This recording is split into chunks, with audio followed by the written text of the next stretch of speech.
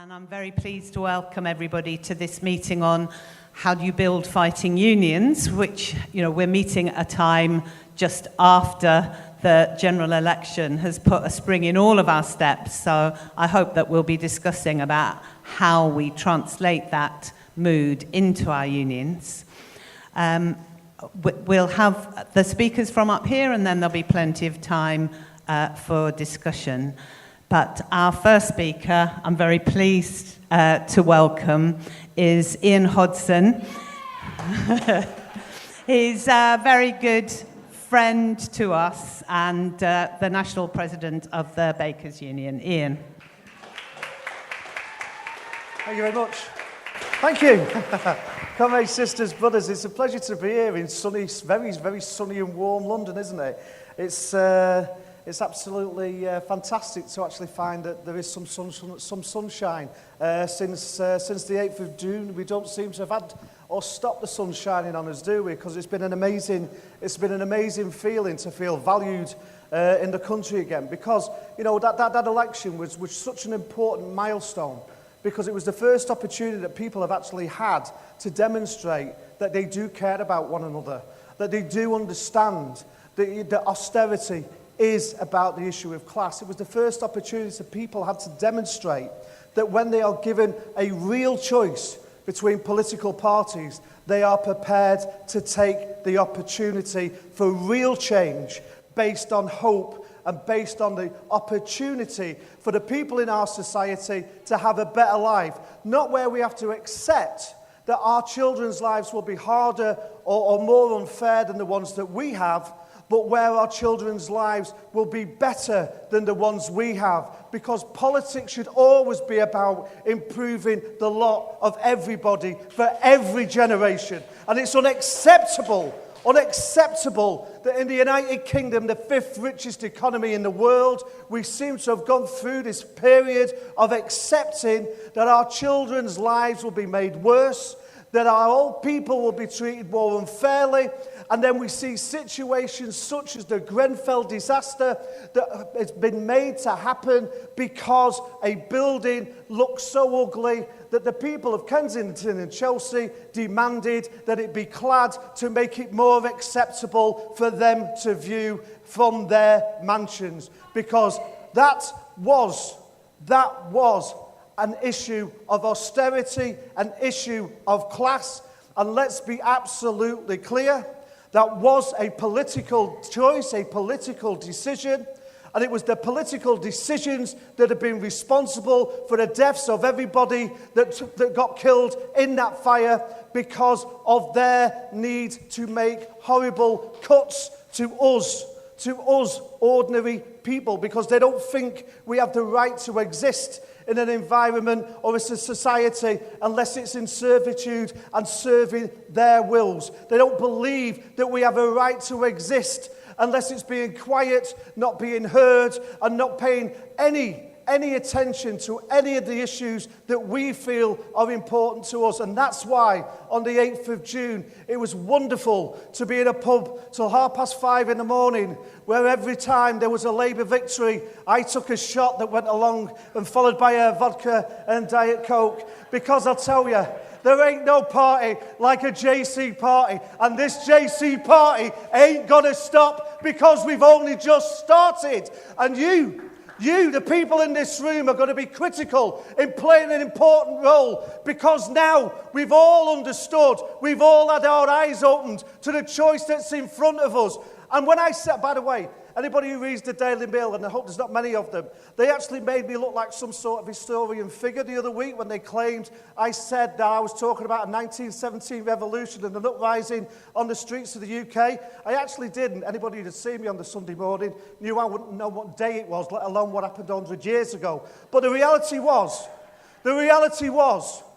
I understand, as everybody here understands, as you've been talking about and debating for the last 3 days, that now we have, we've got that stronger, what was it going to be? It was going to be smash the saboteurs. That's what the media said, wasn't it? Smash the saboteurs. We've got a strong and stable Theresa May. Corbyn can only offer you a coalition of chaos. And yet, on the 9th of June, we had a media meltdown.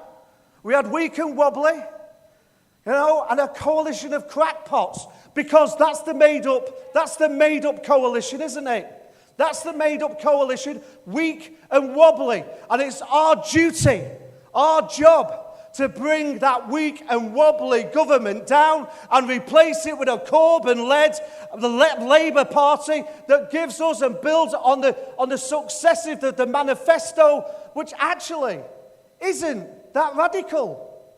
It isn't that radical. It would probably be acceptable right across Europe in any Christian Democratic Party, because politics in this country seems to have moved so far to the right that, attacking the disabled is now considered as the centre ground of politics. Paying teachers less and less is now apparently the centre ground of politics. Paying nurses so little that they go to food banks is apparently the centre ground of politics. Well, it's not the centre ground of politics at all. They're the extremists, we're the realists, and we are the centre ground of politics. We are the people. Because when you look at our history, and you see our achievements when we recognise our strength, it's absolutely incredible. And now is your time, now is your duty, like I keep saying, and I'll keep emphasising this point. Now is your time and now is your duty to bring this government down. We take every opportunity, whether it's in our trade unions, whether it's in our schools, whether it's in our workplaces, wherever we are, to tell people hope is here. The hope for a better life for every single person is here. The aspirations that we dream of for our children is here, but only if we stand together and build the movement that we want to see. Only if we recognise it's by being on the streets of this country and making this government fall that we can change our society, that we can be the difference. We will be the hope. We will no longer be the dreamers of a country of a better life. We will be the builders of a country for everybody's better life, ending injustice, ending inequality, ending all of those issues that we see in the faces of people walking down the streets who are so hard struck with poverty, hard struck with an injustice, because an injustice to one is an injustice to us all. An injustice should never happen in the sixth richest economy in the world. An injustice should never happen at any time to anybody, anywhere. But we've allowed it to happen. We've accepted their rhetoric. We've accepted their ideology. We were told there can be no change. We was told that we have to accept our lot. We was told it's not fair if you go and stand with somebody else, because if you can't stand on your own 2 feet, that makes you weak. We was told that your strength comes from your ability to stand on your own 2 feet, and we've always known our strength comes from our collectivity. Our strength comes from our trade unions. Our strength comes from our ability to stand and support one another. Because when we do that, we change the world. And we can do that if we come together as one people. Because they will always argue. They will always say it's that group over there's fault. They will say blame the disabled, blame the unemployed, blame the refugee, blame the migrant. But don't blame the politicians who made the decisions. Don't blame the employers that pay the low wages and use the exploitative contracts. Well, now we're awake and we can see through their tissues of lies and smears, but we need to understand the attacks that are going to come on every single one of us. We need to recognise that in these next few months and the next year, if they last that long, that the attacks on us will become worse, they will become more fierce, they will become more aggressive, and we will need to be strong. We will need to stand together. And along with the public sector workers, along with the private sector workers, because there is no division. I represent people in the private sector workplace. People in here represent people in the public sector workplace. We are workers, we are doctors, we are nurses, we are bakers, we are sweet makers, we are car manufacturers, we are teachers, we are students, we are people. And we are the people that can change our society and our community. And when we do, then we can have a world that we feel is ours, that we can give to our children, that they will inherit and they will thank us for, instead of a society that we are currently offering them, which takes away their right to a free education, that's took away their right to be able to retire with a pension, that took away their right to have a contract of employment, that took away their right to a decent pay that isn't supplemented by benefits.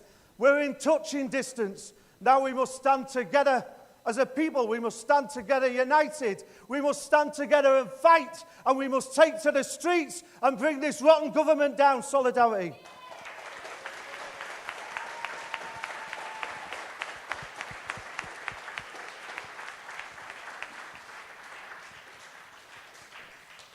Thanks very much, Ian. And we're also really privileged to have our next speaker, who's come hot foot from Durham and the Durham Miners' Garda.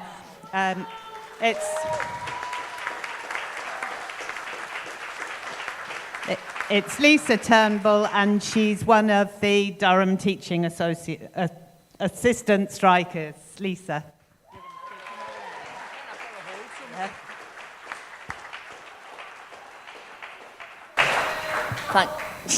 Thank you very much. I'm not standing here for any other reasons that I'm dead nervous and I need something to hold on to. That is the only reason. Yeah, we have hot-footed it down from Durham. We marched yesterday. We didn't know what it would be like. This was only our second year. It was phenomenal. But I'll tell you a little bit more. Was anybody else there yesterday? Did anybody go? Were you there? When I looked at the sheet today, it said about organising a fighting union, and immediately I went into meltdown and I panicked, because personally I don't belong to a fighting union. I belong to a group, a union of people who fight, and that is the County Durham Teaching Assistants. In a nutshell, November 2015, we were told we would have to accept huge pay cuts, life-changing pay cuts in some places. I would have lost my house if it had gone through. We were told that this would be done to us. We'd already had £1,200 taken off us 3 years previously, and we let them do it. And that stuck in my throat from that day to this, because we went to work, we did our job. I've done my job for 27 years. I've worked in the same school that I went to as a teenager to train. An ex-industrial town, huge poverty, but I absolutely love it. And being a TA, you don't want glory, you do it for the love of the job, and that's all it is. It's purely for the love. It'll never make me rich, but I don't want it to make me rich. I enjoy my job. So we were told we would take huge pay cuts, and then we would be sacked and re-engaged. I was going to be sacked on New Year's Eve this year and re-engaged on January the 1st with the pleasure of a £2,500 pay cut. When this first came out, there was a lot of tears, there was a lot of emotion, but we had nowhere to go. We're all basically in our skills, because as a TA, I've found, like I say, for 27 years, you get out now and again, but you don't get out that often. Because if the teachers are not in, you take the class. When the teachers are in, you assist the class. You don't get to go out very often. So you don't, apart from your little circle, and there's 17 of us at our school, you don't tend to meet that many other TAs unless you happen to have gone to college with them. But a young TA called Helen set up a Facebook support group. It was actually for people, somewhere for people to go, somewhere for people to cry, somewhere for people to speak to other TAs. And from that, it just grew and grew and grew. And then we were told, by our friends at Durham Trades Council, you should form a committee, you should form a collective. Just prior to that, as a group of, we were angry women. That's where it was. We 96% female workforce.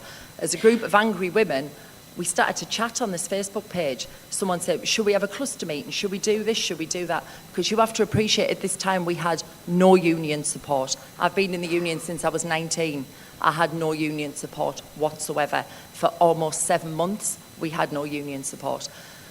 So we started to hold cluster meetings, and a group of strangers became friends. Some people wanted to attend the meetings and go home and just take on board what was happening. Some of us were that pissed off that we had to do something about it. We had to.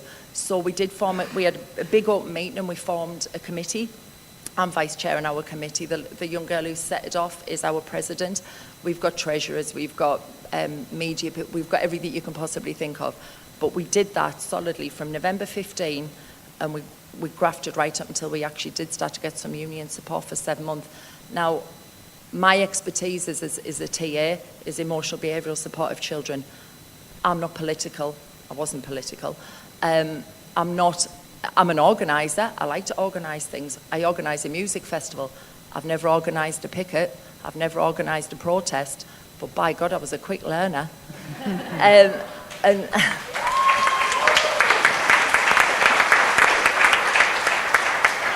we have pushed for strike, and we did go on strike. And to get a primarily female workforce who have never, ever, ever done this sort of thing, I've never done it before, ever, to get them on a picket line, they thought the only thing they could equate it to was the miners' strike, and they thought we were all going to be standing at the front and the police would come and everything, and they were absolutely past themselves. They absolutely were. And then they realised they could do it. They absolutely could, and they were empowered. If anyone's ever been to Durham, at County Hall, where all the big decisions are made by the council, we have a huge roundabout, and we've taken over the outside of the roundabout many, many times, up to 1,000, if not more. TAs standing shoulder to shoulder. We've done everything you can think of to keep this our fight in the public eye. We've been rigged up in head to foot in fairy lights. We've stood in Durham Marketplace in December. We've stood on protest lines in the driving snow. You don't want to, I'm not saying it to get a medal. It's just that's what we decided to do. We printed our own merchandise. We've sold our merchandise. We've sold our soul to some newspapers. Our fails some, to raise funds in case we have to challenge this legally. My daughter's 18 now, and absolutely, she's a wonderful kid, and there's only me and her in the house, and she got that fed up of me crying. She came down last year and she said, I wish you'd stop crying. And I went, you don't understand, because I'm doing my best for you, and all I want to do is look you in the eye, and I want to make you proud, because that's all I've ever wanted to do. She said, we stop crying. I said, but I can't, man. She went, get out in the public eye. And I said, well, what do you mean get out in the public eye? She said, go march at Durham Miners Gala. I said, I can't go march at Durham Miners Gala. She said, march at Durham Miners Gala. So, 46, and I'm taking advice off me then 17-year-old. So I contacted Durham Miners, and like with the opening line of, I know you'll think this is really stupid, but... And Davy Hopper sent us a message back, and he said, why no, pet, that's fine. Just turn up. And it was like, how can I just... I go to Durham Big Meeting every year, and I'm in awe of what happens at Durham Big Meeting. It's the most spectacular thing for me. It's part of my heritage. And he said, just turn up. So I emailed him back, how do you propose we just turn up? Then at Red Hills, in the Miners Association, we used to have these little clandestine meetings in the back room with Davy giving us advice, 3 of us. And to me, he was just this huge powerhouse of a man. He was phenomenal. And I said, but what do we do in the marketplace? What about if like 20 of us turn up or something? What do we do? And he said, just feed in, lasses. Just feed in with a banner. And we're like, right, 20 people's not bad to feed in. So I went last year to Durham and had my daughter, and we've got a little flag with this on. And it was donated to us, and it's actually held up on 2 broom shanks covered in masking tape. That's our banner. None of these big fancy things, that's our banner. And I thought my dad would be at County Hotel. He always stands underneath, opposite the balcony to see who's on and to watch the bands. And my dad wasn't there. And I thought, my God, he's had a heart attack, something's happened, I don't know where he is. And I went into the market, and my dad, who was a proud Durham man, and he's an ex-shop steward, and he stood there and he unzipped his jacket, and he did that. And he had all the colours of all the different schools in the area and little TA flags printed on his own T-shirt, which he'd done himself, so of course, hysteria. And then I turned, and there wasn't 20 of us. They actually ended up 700 of us.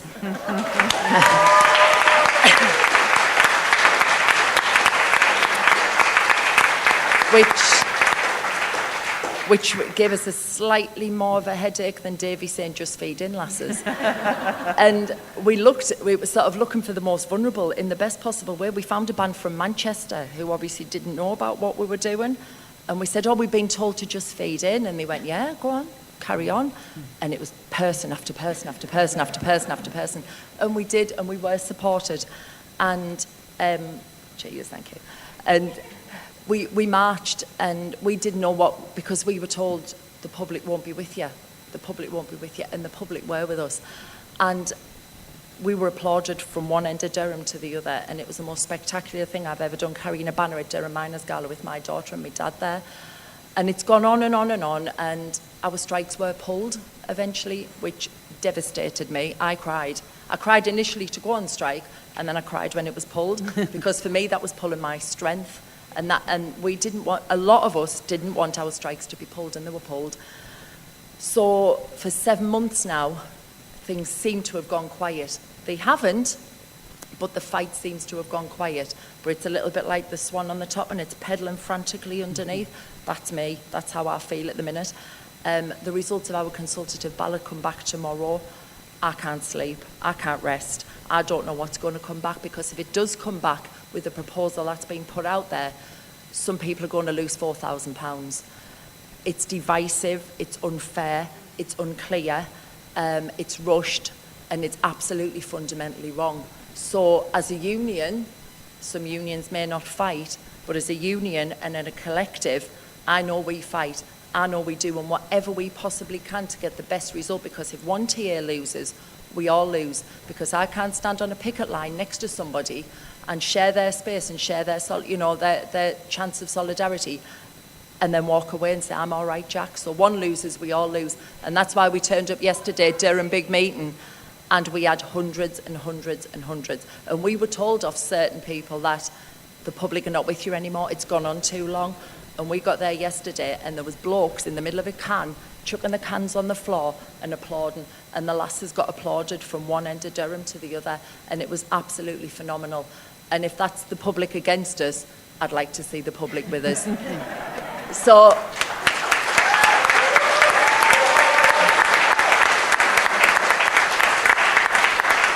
all I want to finish with and just say, my whole point of this was to fight so I could look my daughter in the eye and tell my daughter that if you want to make a change in the world, you've got to get up and you've got to do it, and you've got to take yourself out of your comfort zone, because if you don't do it, nobody's going to do it for you. Thank you.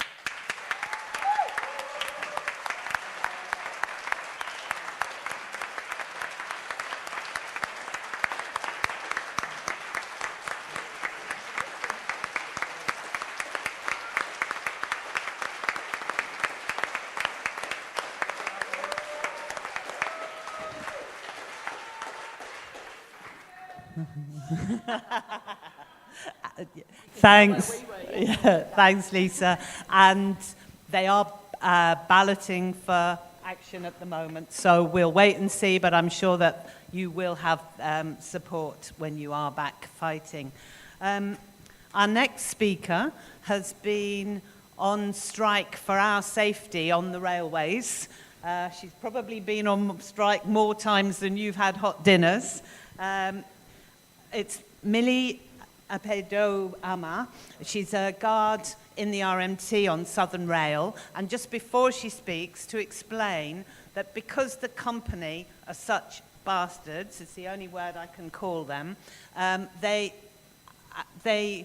have been trying to victimize people for speaking out. So Millie will choose her words carefully when she's speaking about the dispute, but she's happy to answer questions as well. So Millie.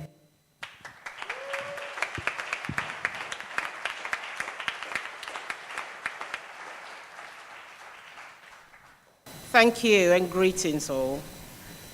I've been on the railways as a guard for 27 years and also a member of the RMT union for 27 years. Right, for the last 15 months, we've been battling with, this issue, which has led to, as guards, tomorrow will mark the 33-day strike that we have taken.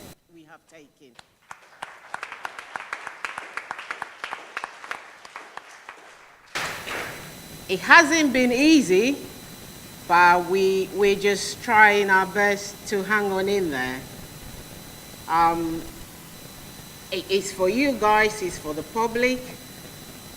I would like to especially thank Deepak, who turns up on our picket line to support our struggle. Also, a lot of the socialist workers, especially Julie here, Remy, and all the public who are behind our struggle. Thank you so much for inviting me.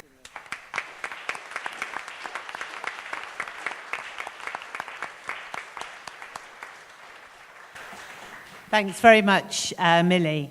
And our final speaker from up here is Julie Sherry. She's the industrial organiser for the Socialist Workers' Party. Julie.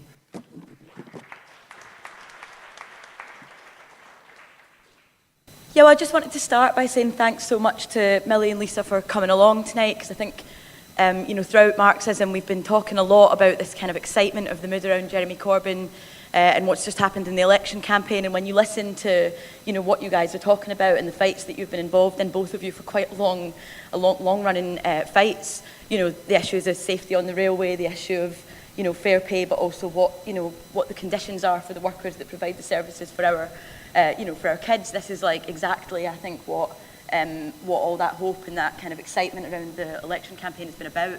It's about working class people standing up and fighting for a better kind of world.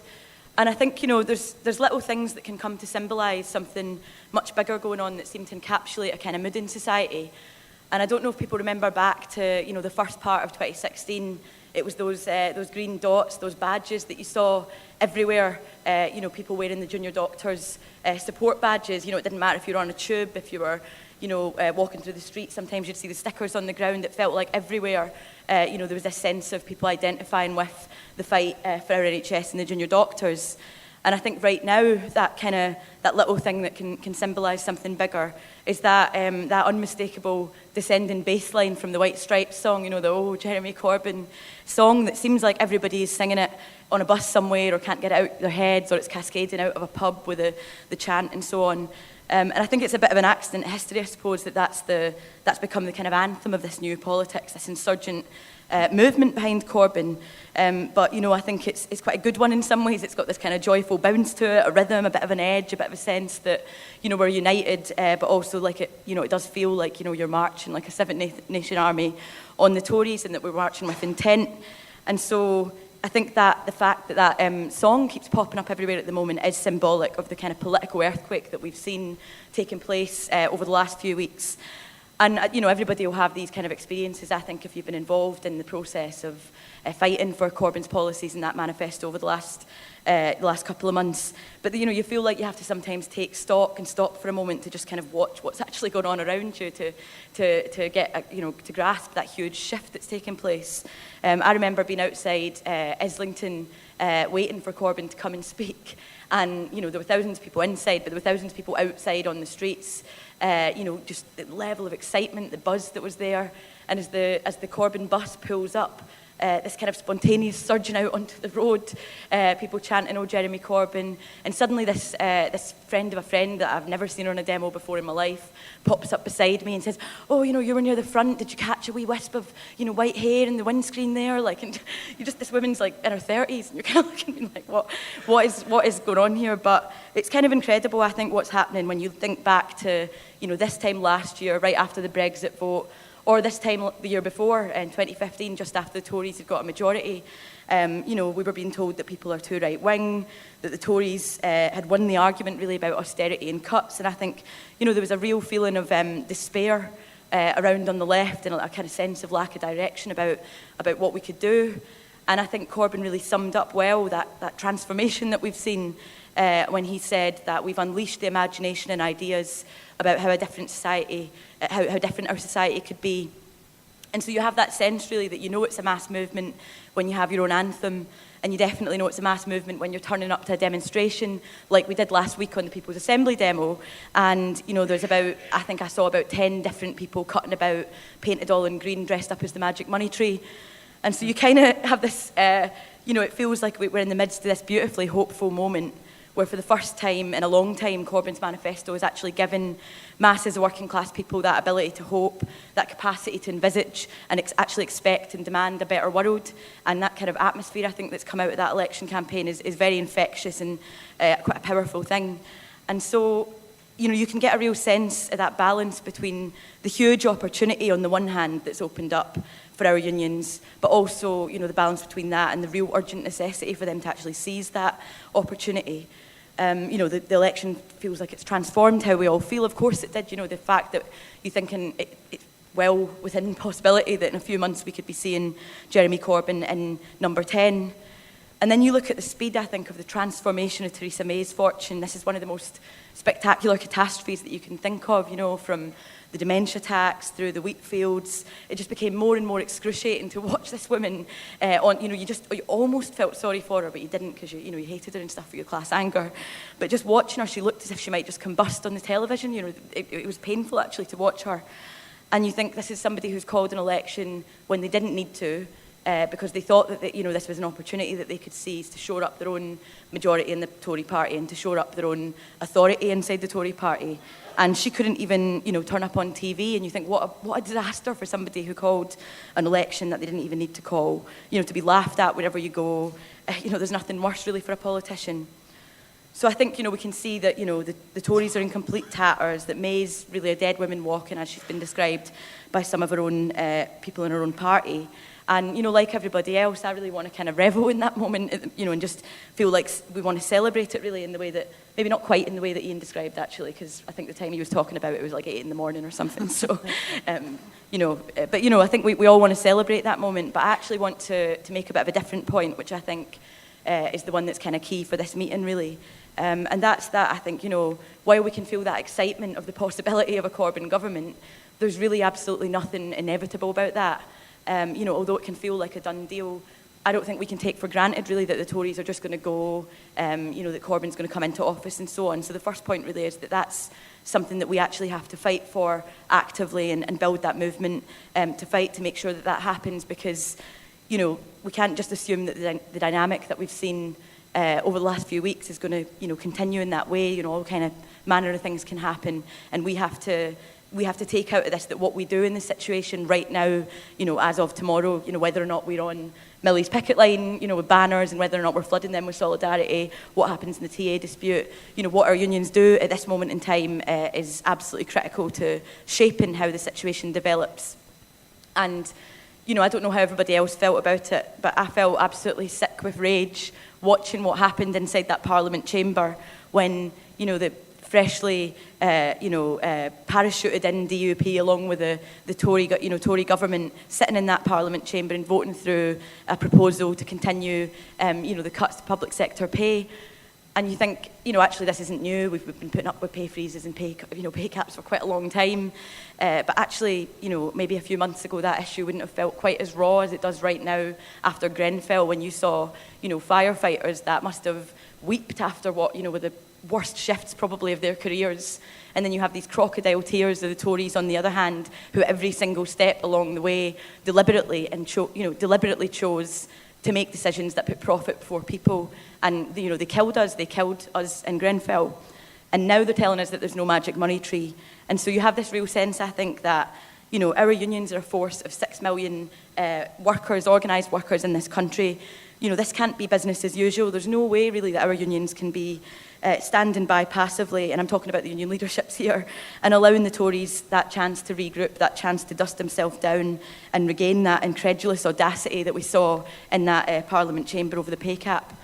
You know, this is a woman who was quite rightly chased out of Grenfell with chants of coward and murderer when she tried to turn up there. And you look at, you know, our NHS workers, our firefighters, our teachers, our teaching assistants, transport workers and so on. These are people that do everything and run everything in society at a time when we've seen the absolute most rampant austerity.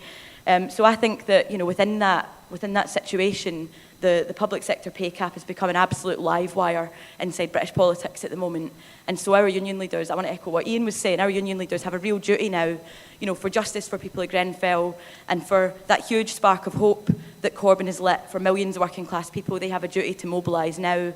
And, you know, we have to be a part of that. You know, we have to fight, push and put pressure for that to happen. And so, you know, we started at various union conferences that comrades have been at over the last couple of weeks, putting the demand inside the executives for a national demonstration called by the TUC that goes, you know, beyond just getting some balloons onto the demo, but actually seeks to get, you know, tens of thousands, hundreds of thousands of trade unionists onto the streets and marching against the Tory government over the pay cap, but also, you know, demanding £10 an hour to defend their NHS and so on. And, you know, there is a demo called now. The People's Assembly have called one for the 1st of October, so this isn't really very hard, I don't think, you know, the TUC should be getting behind that demonstration and mobilising like crazy for it, because now is the time to take action when the Tories are so weak. And you look at that vote, you know, that huge turnout of young people, and I can see, you know, dotted around the room some of the young workers that have been involved in, you know, the fight for £10 an hour and so on, and I hope that they'll, you know, share some of that experience inside the meeting.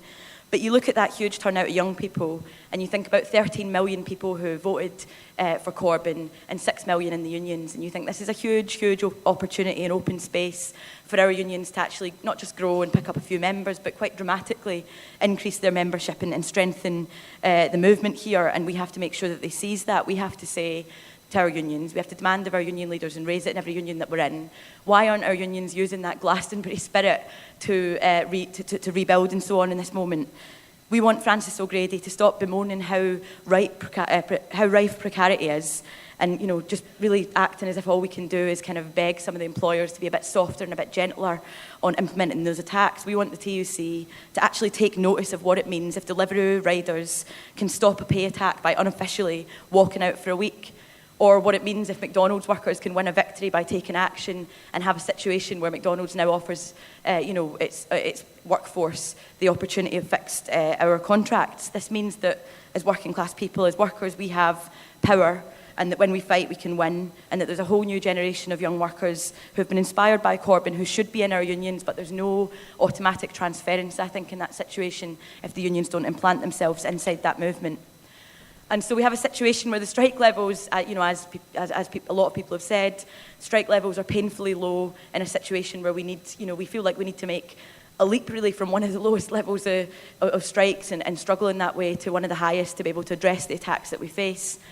And, you know, almost every major struggle that's opened up the possibility over the last few years of mass national strikes that could have stopped austerity have been cut short by our union leaders, which is very frustrating. Not all of them, of course, you know, but a lot of the bigger unions, that's the case.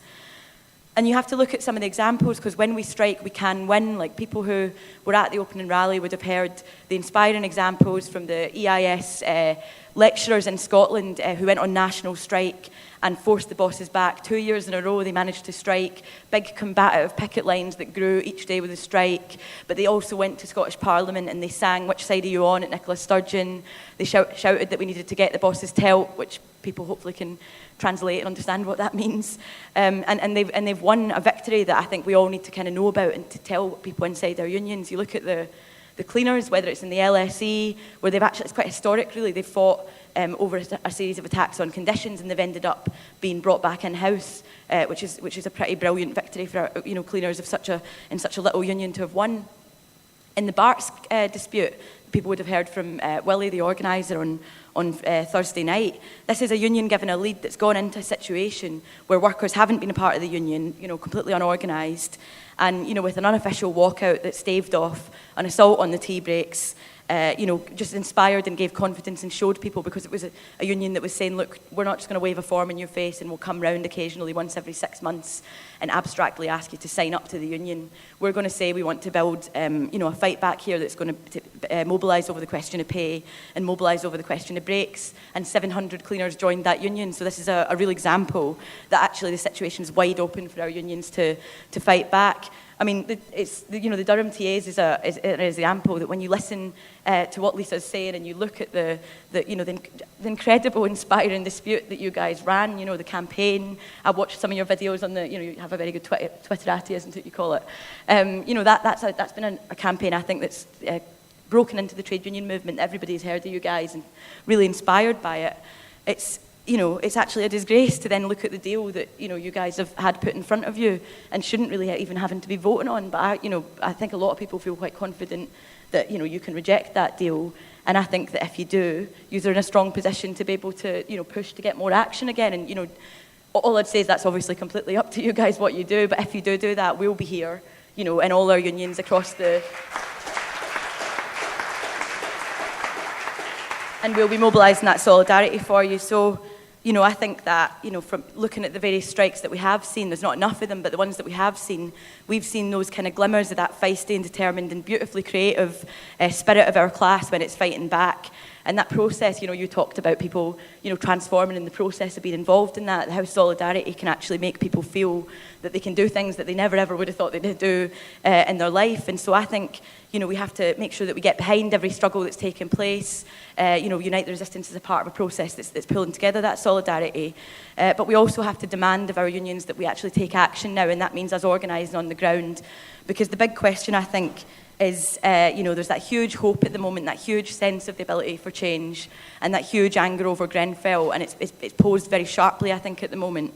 The question is Jeremy's election going to be the answer? And, you know, everybody wants Jeremy to be elected, and we've all got to go out and fight for that to happen, but I think we can see really from the examples of Greece, from what we know about the institutions, you know, the unelected institutions of the bosses, the bankers and so on, that's not going to be an easy ride for Jeremy Corbyn. I mean, even in his own party, we know that the knives are going to be out. And so we have to mobilise, we have to fight, and we have to make sure that we build that movement and build fighting unions that can take on the challenges ahead. Helen Davis, I'm on the NEC of Unison. Well, I'll leave you to work out if that's unfortunate or not. Unison, the NEC's just increased its the left presence, so it's now 29, and it's cut things a lot finer. And it shows, I think, that the leadership of the union is not quite as confident as they once were. As you know, it was Unison that won the election campaign for Jeremy Corbyn. And to be fair, Jeremy Corbyn did thank Dave Prentice and Liz Snape, his partner in particular, for that victory. I understand exactly what Lisa is talking about in terms of feeling outside of the union to which you are a member and that organisation, because in Barnet Unison we've often felt outside. But there are other unions where that's not uncommon, and it is about how we organise on the ground. And it is possible to organise on the ground and not just to give up and give in. But it does mean we need to be networked about it, and you need to know who to go to get help and be organised on that. I don't know where the pay campaign and fighting the pay campaign is going to end up. I suspect that not just people will say, well, you know, there's no enthusiasm from Prentice, but to be honest, I think from a lot of activists who are on the left, there's a degree of reticence as well, because it feels, to an extent, it feels like we've been here before, and we get people involved in a pay campaign, which actually is just a recruiting campaign for the union and doesn't deliver on pay. But the circumstances in which that pay campaign is taking place are very different now.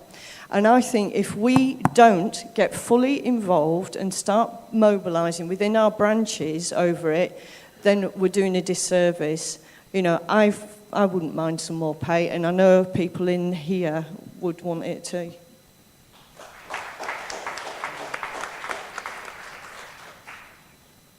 I'd like to talk about what we did in Scotland in terms of the further education lecturers in the EIS union, because 2 years ago we didn't have a fighting union. In fact, we hadn't had a strike for 25 years, national strike. Since then we've had 2 successful national strikes, and since we've actually settled the last one, people are saying, when can we come out again? I've never heard this before. It was great, it was fantastic. That was the best time I've ever been at work, or not at work. How did we get there? Well, the first thing was, it didn't come from nowhere. There were local disputes which fought hard, and that gave the confidence to key areas for people. There was a lay leadership that developed in the union that said, fighting works, fighting wins, this is what we've got to do. Then we got to the national dispute, and there was a key moment where we had one-day strike. There was a key moment we could have blown the whole thing. I'm one of the national bargainers, and we're sitting in the meeting, and the union official comes along, our full-time representative says, right, this is the key negotiation, what are we going to sell to get our victory? And we said, shut up, keep your place, you don't speak for us, we will speak for ourselves. We went in there, it took till 4 o'clock in the morning, we won everything. We won everything because there wasn't a sellout coming down the road. Problem was that the bosses signed the deal and then said, well, actually, we only signed it, we're not going to carry it out. So we had to go on strike again this year, to get the pay that they offered us a year ago. We started the strike again. The union wasn't giving us strike pay. We could not have sustained this, and I'll tell you how serious it was. The first day of strike action was April the 27th. My college sent out a letter to the schools saying, we're cancelling courses at the end of June because there's going to be industrial action. They were there to sit it out until we were smashed. That's what they intended to do. So 2 things happened. The first thing is our picket lines got bigger and bigger, and every picket line was a mass meeting where people discussed what they should be doing. When the union saw that, they said, we'll give you strike pay. Getting strike pay meant we could sustain it forever. The second thing is we said, this is bloody political. We're not going to beat the bosses at the work. We're going to beat the bosses by chasing the government. And we chased the government. We turned up at Nicola Sturgeon's office, and she wasn't there, but we made the fuss about it. We went to the Parliament. We all got thrown out of the Parliament because we were heckling from the platform.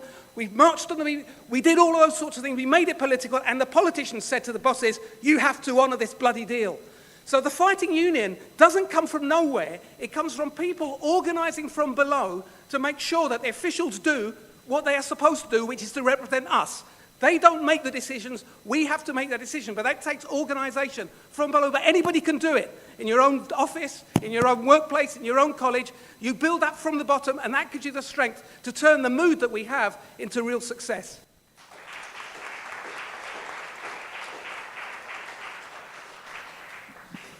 Hi, yeah, I'm Steve from the Socialist Workers' Party. I'm also a member of the Bakers Food and Allied Workers Union. I'm currently organising fast food workplaces with the Fast Food Rights Campaign and the Fight for £10 an hour. This came from the United States about 4 years ago when 200 McDonald's workers went on strike. 200 McDonald's workers went on strike, and it's grown from there. There's now over 2 million people involved in the campaign in America, and over the last 4 years, they've raised $64 billion for the working class. So this has come directly from the bosses and now to the workers. This has happened not only just in America, but this has also happened in New Zealand, where in New Zealand they've gone, I believe they're on $15 an hour now from, I think it was about $5. In America it was $7.25. They're now winning $15 in California, New York, and more, but I can't remember because there's so many of them now. We've also got in Denmark, I mean, it's a social democratic country, so they've got a collective bargaining agreement already, but they're on approximately about £20 an hour, I think, in Denmark. So it isn't a case that these companies are paying us pittance because they can't afford to pay us anymore. That's absolutely bollocks. They absolutely can afford to pay us more. And in fact, when in America, all these extra wages they've been paying to their workers haven't made a slight dint in their profit. It's just been reacquisition profit from one thing to another. So basically, instead of buying champagne for the managers' meetings or something, they're giving it to the workers as it should be. Now, in Britain, we've had 3 demands. We've had the ending of zero-hour contracts, £10 an hour minimum wage, and a right to union recognition in our workplaces. So far, we've managed to end 0 hours over the past year with campaigning outside McDonald's restaurants, which is like 120,000 workers, I think, now being moved off zero-hour contracts. It's one of the largest employers in Britain and one of the largest employers of the world. Now, what we're working for is for a £10 an hour. £10 an hour as a standard minimum with no wage discriminatory pay. And we're also looking for union recognition in these workplaces as well in order to help us further get more things looking into the future. Anybody here that knows anybody that works at McDonald's, Burger King, KFC or anything like that, please get them in touch with the Bakers Union. We need to speak to them. This is happening, and it's happening now. It's happened across the world. Now it's time for our turn here in Britain. So please join us with the fight for £10 and the Fast Food Rights Campaign. Thank you very much.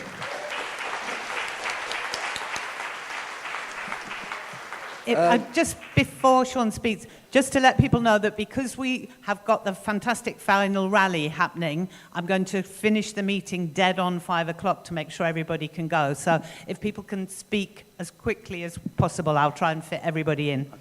I can do that easily. Yeah, I just think Sean Vernell, the Joint Secretary of United Resistance and the National Executive of University College Union, you have to pinch yourself, don't you, when you look at the Tories being divided over the question if to give public sector workers a pay rise or not. I mean, lots of things we didn't believe could happen have happened. That was not one of them, I don't think. When you see the likes of the Tory grandees running around the radio stations and TV stations, trying to shore up May and Hammond, telling you mustn't give way to pay because if you do, there will be sorts of kinds of problems. And they trip out the old tired arguments that because if you give high wages, then they'll take then the job losses will come and so on. And actually, it's not watching anybody. People don't accept the argument and so on. But the real problem we have, the response by our trade union leaders on the question has been completely ridiculous. I mean, the fact there hasn't been any call for national action, a protest and so on, does surprise me. I know we always like to finger point at the trade union leaders, but it's something which we do, I think, today, and have been trying to, in the last few days, try to make sure that we do all we can to make sure the question of pay really becomes a real one inside our unions. Because when I listen to the sisters speak about what happened in Durham, I get really angry. Some people, for 19 years you've been in the union, or something like this, paying your dues year in, month out. And when you do need your trade union, they do absolutely nothing. It makes me absolutely angry. You can't fight austerity case by case. You can't fight it workplace by workplace. You need a national action, a national struggle in which to fight those campaigns. And that's why, when we've got the issue of pay now, I think when the colleague from Unison spoke earlier on, this isn't the usual old-fashioned, this is it, we've got to fight some pay to recruit people. This is a completely different situation. In my union, in the UCU, on Friday, we passed a motion and we are now going to ballot our members for national strike action in the autumn term over pay. There is an issue, there is a real problem, and that is, of course, what everybody's worried about, is getting the 50% threshold. But to be honest with you, although it's not going to be a walk in the park, is it possible to get our 24,000 members to vote for strike action? I really don't think it's that difficult if you connect it to the mood around Corbyn. We'll be inviting Jeremy Corbyn and John McDonnell to join our General Secretary to do national pay rallies when we have our ballot in every city we can do. Now, if we did that, I'm absolutely convinced we could walk that 50% threshold. And I don't care if you're 500,000 people. When I look at the national union teachers, our friends like Kevin and everybody, fantastic. You've got 500,000 members in your union, but what are you doing with them? The idea that somehow we're a bit concerned we might not get the 50% is not easy. I'm sure it isn't. But if you tune into and ask and invite the likes of Jeremy and Corbyn and John McDonnell to work with you, I'm absolutely convinced we could get that turnout. Final point is this. Unite the Resistance has called a series of scrap the pay cap rallies in the next couple of weeks. There'll be one in London, there'll be one in Manchester, and there's one in Plymouth as well. Of course, you don't have to wait for us to do that. Make sure you have a branch meeting, pass a motion calling upon your General Secretary and the National Executive Committees to launch action over pay and rallies as well. If we start to push this argument up into our bureaucracy, I think we can start to shift this question over pay, not just for demonstrations, but for strike action too.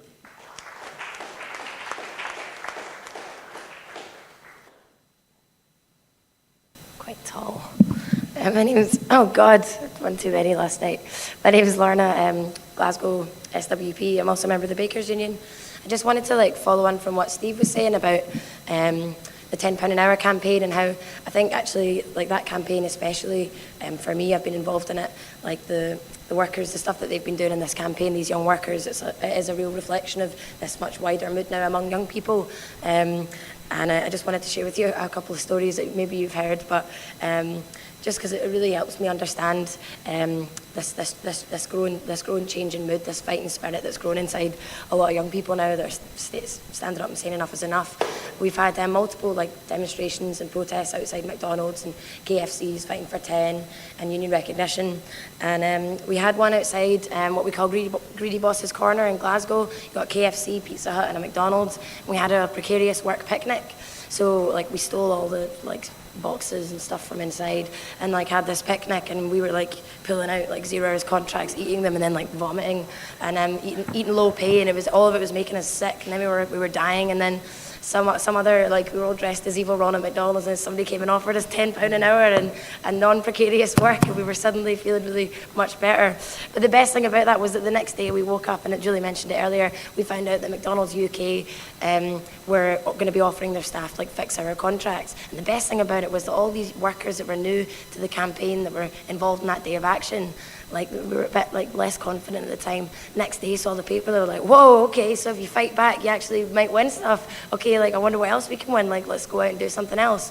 And the other thing I wanted to finish on as well is that, you know, one of the most amazing things I've ever seen has been like a KFC occupation where we went inside, we started just shouting like £10 an hour, scrap 0 hours, you deserve, blah, blah, blah. All the staff just stopped working.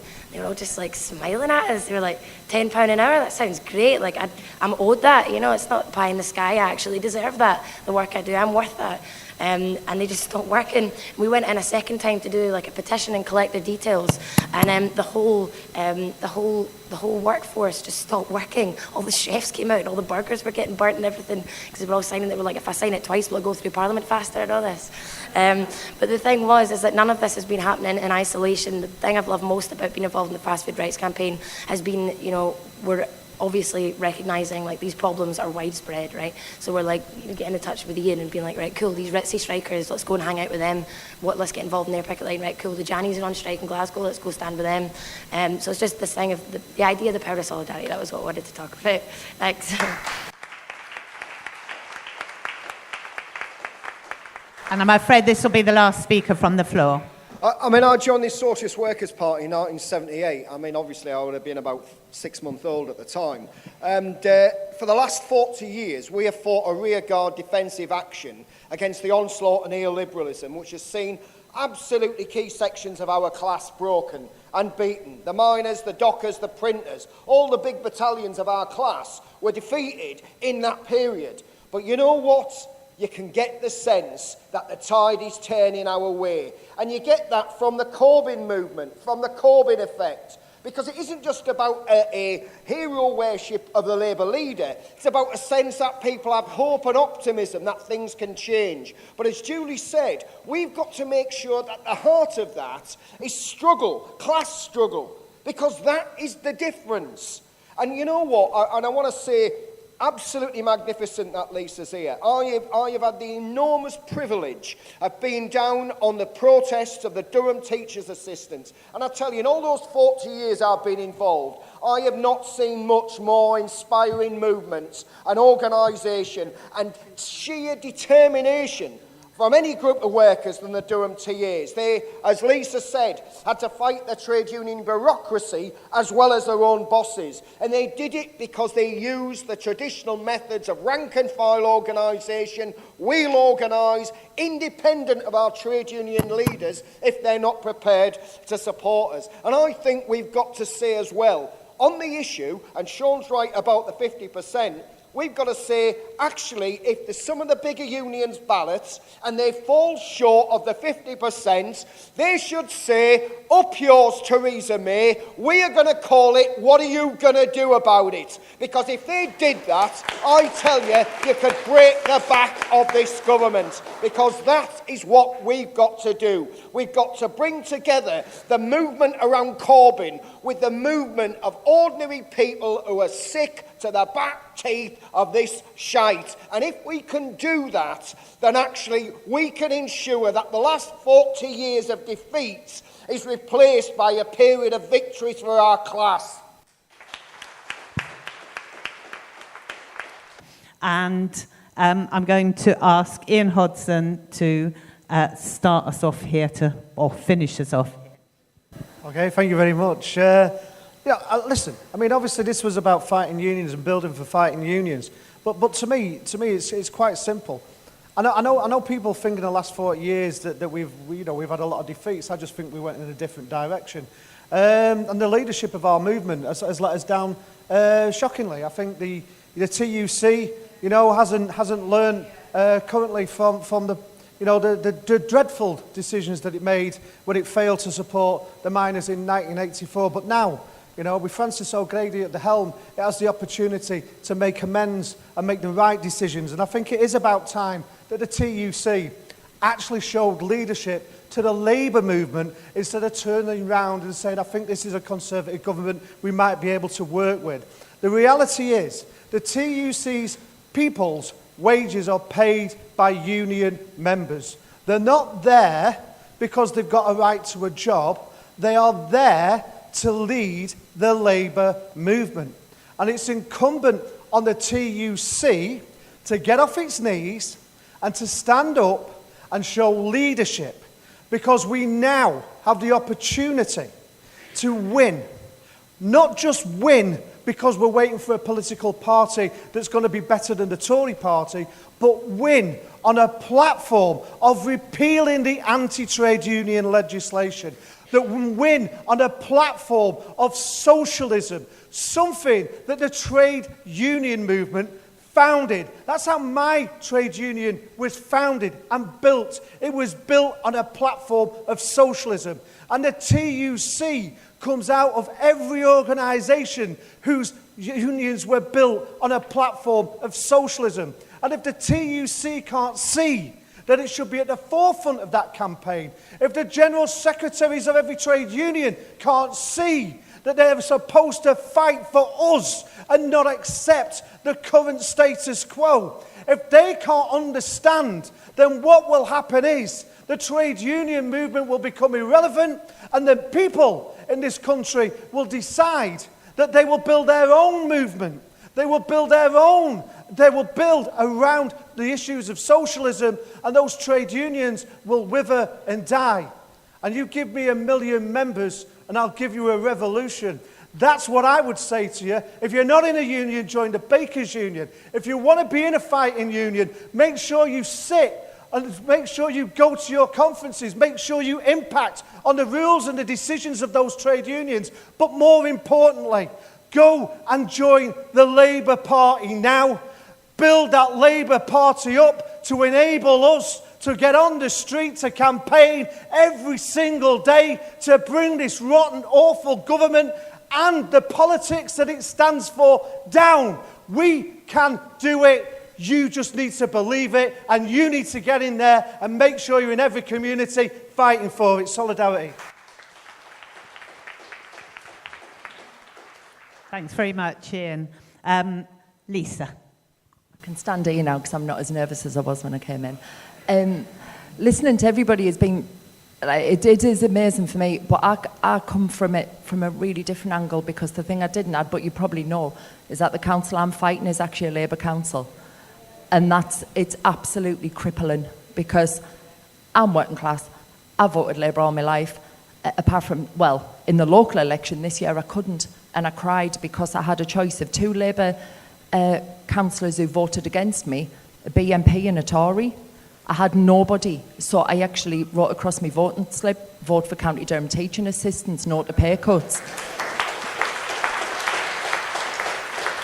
And yes, I did vote in the general election, but my MP is very, very anti-Corbyn, and my MP, my daughter, stood up in Parliament on a trip with school, 6th form, and gave her a handwritten letter off me and said, this is from my mum, she's a fighting TA.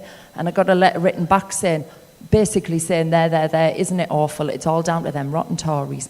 Well, it isn't. My cuts are not down to Tory cuts. I wish to God they were down to Tory cuts.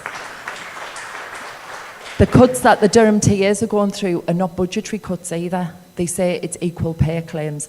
And one of the saddest things that, well, I don't know if it's sad or inspiring, yesterday, it was walking with the other TAs, was that somebody turned to us, like I said, I've been in the union 27 years, and since the day I started work, and they turned round and they just said, why don't we just have our own? I said, what do you mean have our own? Why don't we just have our own union? There's 2,700 of us, and that's only in Durham. Think about all the other teaching assistants across the country.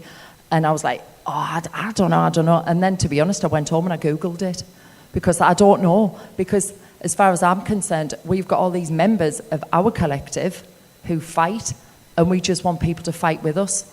And to have that fight there, because we've got members, but not members of specific unions. We've got members of our collective who want to fight, and they will fight tooth and nail to get what they think is right and fair.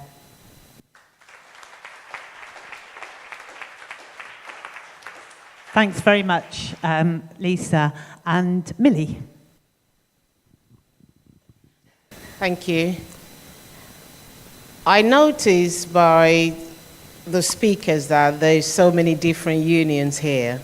So I'd like to thank you all for donating towards our struggle.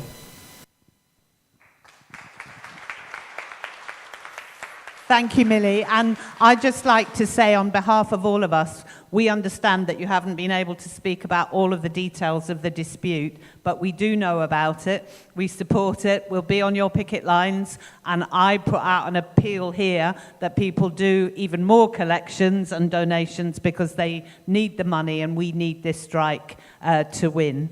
And finally, Julie.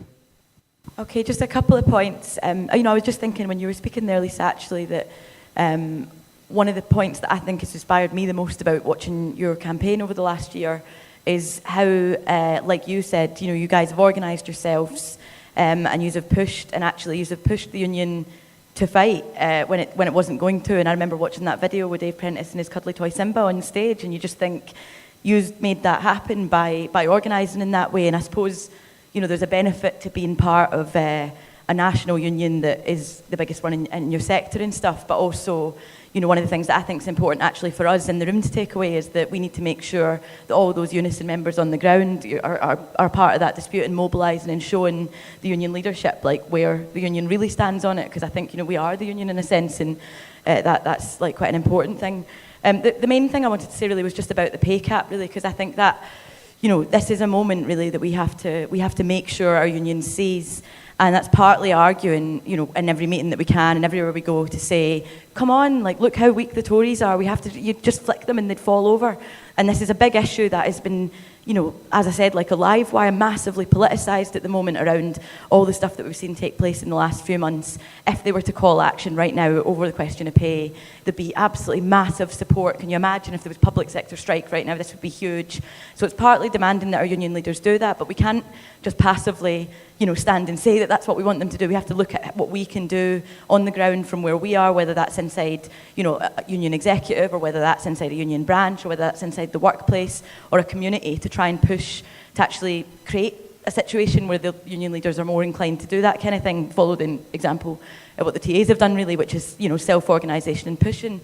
And I think there was an example somebody talked about in a meeting earlier on where they thought about it, got in touch with their branch activists, and they've now got a rally called, I think, in Portsmouth, where they're going to call a rally over the pay cap. Everybody could look to do that going back, from today. So I think we have to think about what initiatives we can take from where we are to push to create a pressure on the union leaders to do what we need them to do.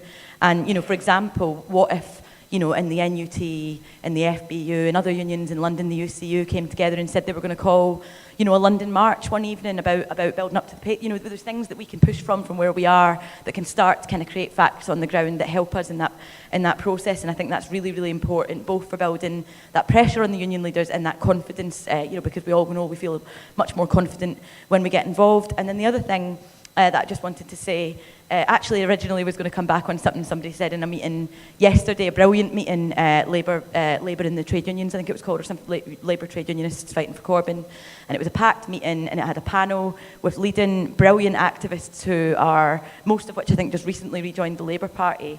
And I just, I think, I feel very, very, it's a fantastically positive thing to see the huge numbers of people that have joined the Labour Party on the basis that they've done that on, because it's a reflection of the mood that there is for, socialism, for change, for fighting back, for, following what Corbyn's demanding. But I did, somebody in that meeting asked a question that I thought was quite interesting, and I actually didn't really get answered in the meeting, which was a woman who said she'd just rejoined Labour, she'd seen the election result, she was excited by it, went along to her CLP, and then just felt like, why wasn't everybody else there celebrating and feeling really, down about what the experience of being at that CLP was and what it felt like inside the Labour Party in that situation. And I'm sure there's lots of examples where, it's not like that, and there's good activists and so on.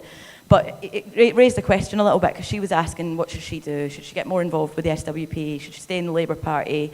And it's a really, really fascinating discussion to have, and I think it's brilliant that, whether in the Labour Party or SWP or anything else, we are all going to be getting out and doing what Ian's saying and getting on the streets to fight for Corbyn to get in and to fight to do what we want to do over the pay cap and to fight over austerity and everything else. But it did raise a question about why, does the SWP exist, and what would the movement look like if it didn't exist, I think. And, you know, what I would say about that is that when we're talking about what we want to do over the pay cap, or how we try to bring together the fight back in Grenfell against that injustice, or what's happened, you know, with the police of killing of, you know, black people, the fight against racism, all these different questions, and particularly organising inside workplaces at the point, really, of production, where we actually have power inside this system. We want to organise there politically, and we want to build a network of people that are going to build that movement that can fight when it comes to the point where Corbyn tries to implement those policies, and, you know, the bankers and the bosses and so on try to stop him. And we need to be organised, and we're the force that's doing that. And if you want to be a part of that process, then, you know, I think you should join us. But whatever you do, make sure that you get involved in the struggle and fight to build that movement to make sure we can win. Thanks very much.